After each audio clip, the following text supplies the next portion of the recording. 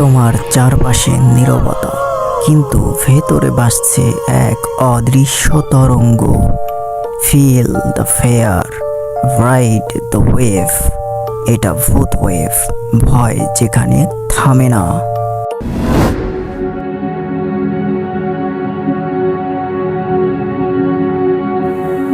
আসসালামু আলাইকুম, কেমন আছেন সবাই? যেখান থেকে শুনছেন আশা করি সকলেই ভালো আছেন এবং ভালোর দলে আছেন। আমি প্রান্ত চৌধুরী আপনাদের সাথে আছি। আপনারা শুনছেন ভূত ওয়েভ হরর পডকাস্ট স্টোরি। আমাদের আজকের এপিসোড নাম্বার হচ্ছে 19। আর শুরুতেই আমি সকলের কাছে ক্ষমা চেয়ে নিচ্ছি, কারণ আমাদের গত এপিসোডটি আমরা আপলোড করতে পারিনি আপনাদের মাঝে। যাই হোক, চলেন বন্ধুরা, আমাদের আজকের গল্পটি আমরা শুরু করিয়ে দিই। আমাদের আজকের গল্পের নাম হচ্ছে কালা বটতলার কান্না। তো চলেন মূল গল্পে চলে যাওয়া যাক। গ্রামে শীত পড়ে গেছে। সন্ধ্যার পরই পুরো জমিরানগর গ্রামটা ভুতুড়ে নীরব হয়ে যায়। গ্রামের সবাই জানে মেইন রাস্তার পাশের কালা বট গাছটা সূর্যাস্তের পর কেউই পার হয় না। কয়েক বছরের মধ্যে 3জন মানুষ সেখানে অদ্ভুতভাবে মারা গেছে। কারো দেহে ক্ষত নেই, কারো শরীরে কোনো আঘাত নেই, কিন্তু মুখে জমে থাকে একই জিনিস, ভয়, চরম ভয়। এই ঘটনার পর থেকেই লোকজন ঠিক করে বটতলা রাতে কেউ যাবে না। কিন্তু গল্পটা আজকের নয়। গল্পটা শুরু হলো রাফি নামের এক যুবকের সাথে, যে সদ্য শহর থেকে গ্রামে এসেছে। তার বাবার অসুস্থতা দেখে সে কিছুদিনের জন্য গ্রামে থাকে। রাফি শহরে ছেলে, ভূত মানে না, বটতলার ভয় পায় না সে।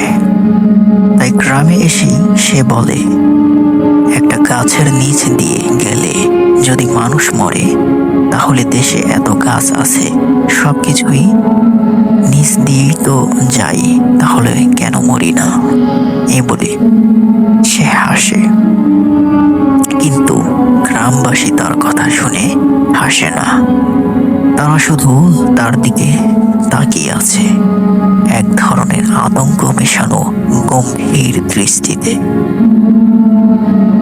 এক রাতে প্রায় 9টার দিকে রাফি গ্রামের বাজার থেকে ফিরছিল।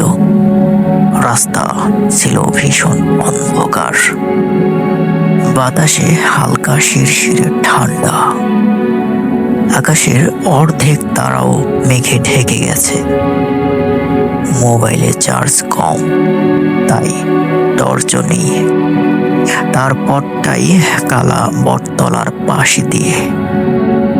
যখন সে গাছটার কাছে পৌঁছালো, তখন বাতাস থেমে গেল।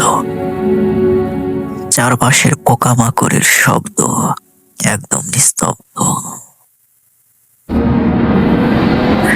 বন্ধুরা, গল্পের মাঝেই একটি কথা জানিয়ে রাখি, সেটা হচ্ছে এখন যেহেতু শীতকাল, তাই ঠান্ডা লাগাটা স্বাভাবিক।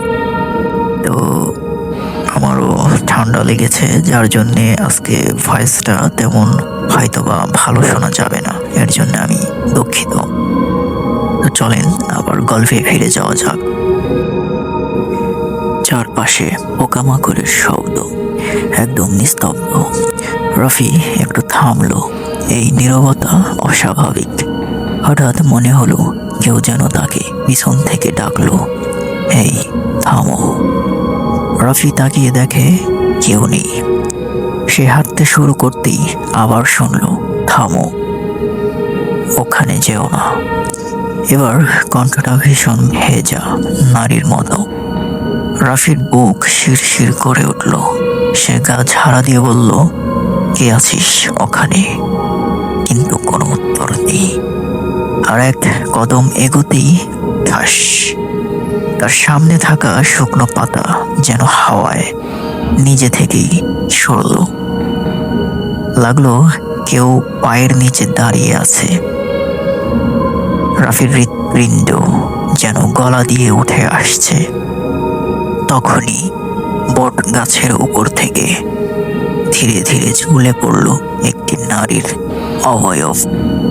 লম্বা চুল, মাথা নিচে ঝুলে থাকা, সাদা ময়লা শাড়ি, জায়গায় জায়গায় ছেঁড়া, মাটিতে পা ছয় না, হাওয়ায় দুলছে দড়ির মতো কিছু একটা।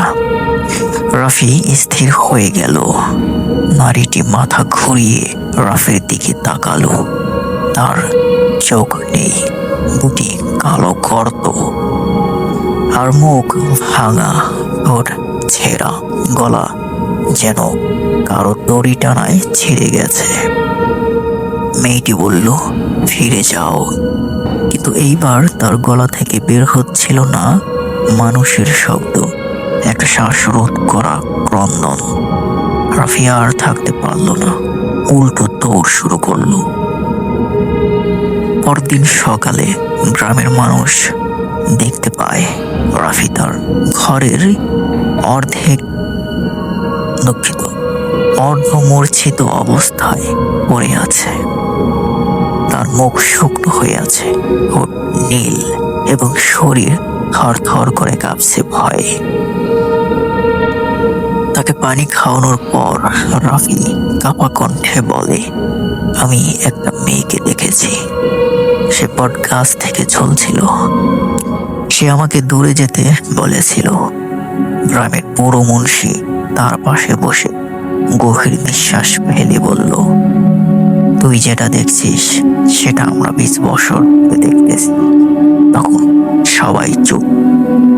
মুন্সি বলল, মেয়েটার নাম ছিল কণিকা।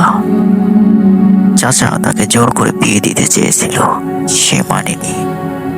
তাই এক রাতে সে বট গাছের ডালে গলায় দড়ি দিয়ে ঝুলে পড়ে, আত্মহত্যা করে। কিন্তু তার আত্মা শান্তি পায়নি, কারণ তার মৃত্যুর পর কেউ তার দেহ ছুঁতেও চাননি। রাফি বিস্মিত হলো, অবাক হলো। মুন্সি আরো বলল, সেই থেকে সে বট গাছের নিচে যারা আসে তাদের আগেই সাবধান করে। এটা কোনো দুষ্ট আত্মা না, এটা শকাতুর আত্মা। রাফি সিদ্ধান্ত নেয় সত্যতা জানার জন্য, এবং জানতে হবে। রাতে সে আবার গ্রামের 2 ছেলের সাথে বটতলায় যায়। এবার সে ভয় পায়, কিন্তু সত্যটা জানতে চায়। তারা 3 জন গাছের কাছে গিয়ে দাঁড়াতেই হালকা বাতাস উঠল। গাছের পাতা ঝমঝম করতে লাগলো। হঠাৎ মেয়েটি আবার ঝুলে পড়ল। চুল মুখ ঢেকে রেখেছে, শরীর হালকা দুলছে। রাফি এবার সাহস করে বলল, আমরা তোমাকে ভয় পাই না, তুমি কি চাও বলো তো? এক দীর্ঘ নীরবতা। তারপর মেয়েটি মুখ তুলে তাকালো। এক ফোঁটা অশ্রুর মতো কিছু গড়িয়ে পড়ল, কিন্তু সেটা পানি নয়, কালচে রক্ত। সে বিষণ্ণ কণ্ঠে বলল, আমার দেহটা যেখানে ফেলে রেখেছিল, আমার শেষকৃত্যটা কখনো হয়নি। রাফিদের শরীর কেঁপে উঠল, কারণ গ্রামে প্রচলিত ছিল কণিকাকে তার চাচা জোর করে মাটি চাপা দিয়েছিল বাড়ির পেছনে, কোনো নিয়ম পালন না করেই। পরদিন গ্রামের লোকজন একত্রিত হলো। রাফির কথায় সবাই মিলে কণিকাকে সঠিক নিয়মে দাফন করলো। অদ্ভুত ভাবে সেই রাতের পর থেকে বটতলার পথে আর কেউ অদ্ভুত কিছু দেখেনি। কেউ ঠান্ডা হাওয়া, ছায়া, কান্না কিছুই শুনতে পায়নি। লোকজন বলে, মেয়েটা হয়তো শান্তি পেয়েছে, কিন্তু কিন্তু 1 মাস পরে এক রাতে রাফি বাইরে দাঁড়িয়েছিল। দূরে কালা বট গাছটা দেখা যায়, চাঁদের আলোয় নরম ভাবে দুলছে। তখন সে শুনল একটা খুব মৃদু কণ্ঠ, ধন্যবাদ। রাফির বুক ঠান্ডা বরফ হয়ে গেল, কারণ সেই শব্দটা তার ঠিক পেছনেই যেন বাতাসে ভেসে এলো। তো এই ছিল আমাদের আজকের গল্প। আশা করছি আজকের গল্পটি তোমাদের অনেক ভালো লেগেছে। তো এরকম গল্প যদি আরো শুনতে চাও, তাহলে যারা নতুন এসেছো তারা আমার চ্যানেলটি সাবস্ক্রাইব করে রাখো, যাতে প্রতি শুক্রবার এপিসোডগুলো তোমাদের মিস না হয়ে যায়। আর আমাদের এই এপিসোডগুলো সম্পূর্ণ কাল্পনিক, তবে সত্য ঘটনা নিয়ে ভবিষ্যতে আমরা এপিসোডগুলো এগিয়ে নিয়ে যাব ইনশাআল্লাহ। তো দেখা হবে, কথা হবে পরবর্তী এপিসোডে। সে পর্যন্ত সকলে ভালো থাকো, সুস্থ থাকো। আল্লাহ হাফেজ।